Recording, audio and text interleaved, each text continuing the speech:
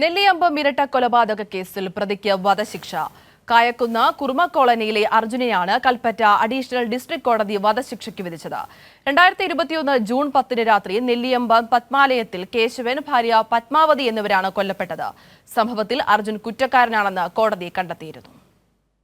കൊലപാതകം, ഭവനഭേദനം, തെളിവ് നശിപ്പിക്കൽ എന്നീ കുറ്റങ്ങൾ പ്രതി ചെയ്തതായി കോടതി കണ്ടെത്തി. അഡീഷണൽ ഡിസ്ട്രിക്ട് ആൻഡ് സെഷൻസ് കോടതി 2 ജഡ്ജി SK അനിൽകുമാറാണ് കേസിൽ വിധി പ്രഖ്യാപിച്ചത്.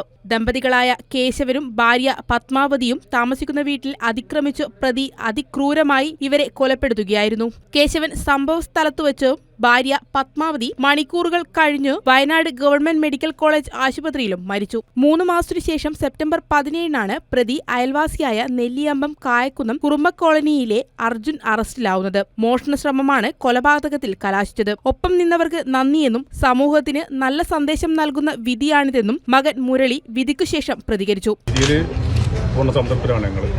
കൂടാതെ ഈ കേസ് അന്വേഷിച്ച ടീം കംപ്ലീറ്റ്, അതുപോലെ തന്നെ കേസ് വഹിച്ച സണ്ണിപ്പോൾ ഇവരോട് നന്ദി പറയുന്നുണ്ട്. ഞങ്ങൾ നഷ്ടപ്പെട്ടതൊന്നും ഇനി തിരിച്ചു കിട്ടുന്നില്ല. എന്നാലും ഈ ഒരു വിധിയിൽ ഈ സമൂഹത്തിൽ നൽകുന്ന നല്ലൊരു സന്ദേശമാണ്. കൂടാതെ ആ സമയത്ത് ഞങ്ങളുടെ കൂടെ നിന്ന ഒരുപാട് ആൾക്കാരുണ്ടായിരുന്നു, കുടുംബക്കാരായിട്ടും സുഹൃത്തുക്കളായിട്ടും ഒക്കെ. അപ്പോൾ അവരോടൊക്കെ നന്ദി പറയുകയാണ്.